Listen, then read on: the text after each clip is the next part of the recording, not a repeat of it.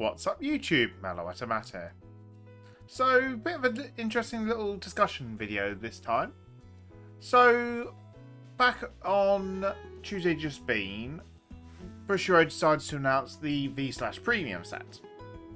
And from what we saw, it's a massive set with over 300 cards in it, but they showed some of the reprints. So obviously they confirmed they're doing 2 upgrades to some of the strides and the in-soul crits. So those that had specific grade 3 bosses from the G sets. But the more interesting bit is the second slide, which showed they're reprinting the stride fodders, the VRs. They are reprinting the Perfect Guards from the V series, but they're also reprinting the Perfect Guards that countercharged from the G series. Now, whilst all this is interesting, the key bit to note is the cards they used for the visuals. And they revealed that the stride fodder for the visual is the Bermuda Triangle one. So this is where it gets interesting, because for Bermuda Triangle, the stride fodder Shandy searched for a card with Lauris in its card name. Plus also the fact the in-soul crit, which is the cherished phrase Rain, is also tied to a Lauris Vanguard. But we don't have a Lauris in V-Series yet. So that's causing a lot of sparks of what they're going to do. So I sat down and thought, well, they might make a new Lauris for V-Series, because it's not said within the set that everything is going to be a reprint. So if a new Lauris is coming, what would I like it to do? So I sat down, had a little bit of thinking, and this is what I came up with. Now, before I reveal it, I do want to give a massive shout out to Azim on Twitter for letting me use their art they drew of Miracle Voice Lauris, because it's nice having an art to go with it, not just a wall of text. So here is my Miracle Voice Lauris. So Lauris, for me, I've given 2 skills. Her first skill is going to be Auto, Vanguard or Rearguard Circle, once a turn. When your Rearguard is placed in the same column as this card, both units get power plus 5,000 till end of turn. Then, if this unit is on the Vanguard Circle, this unit gets critical plus 1. Second skill is Auto, Vanguard Circle, once a turn. Cost, Count Blast 1 and Soul Blast 1. When this unit attacks, or is attacked, you may pay the cost. If you do, choose 2 of your rearguard circles and return the cards on those circles back to your hand. If at least 2 cards were returned to your hand, call up to 2 cards from your hand to rearguard circle in separate rows. So let's go through the skills one by one. First one is very iconic to her GB2 skill that she had back in the day.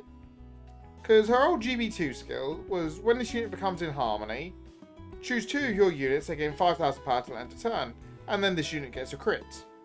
But this was Vanguard Circle locked, and Harmony was when something else was placed inside the column, both units then become into Harmony. So the Harmony's been reworded into the skill, because obviously Rearguard's placed in the same column as this card. But instead of giving power across the board, giving the power to a column instead. But we've also, obviously, with making our Vanguard Rearguard Circle, we're giving ourselves a powerful Rearguard column that we can utilise to actually generate a nice little bit of power. It also then lets us manipulate whether we want to go Force 1 or Force 2, because obviously if we've got a Rearguard, with this being a Rearguard skill as well, we can have a nice Rearguard column that's bouncing recalling for a 4 attack turn.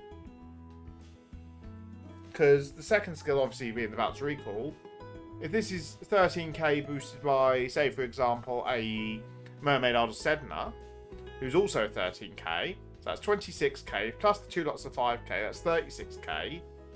Put it on a Force 2 circle, you're putting some pressure out in the deck. which is really nice to have.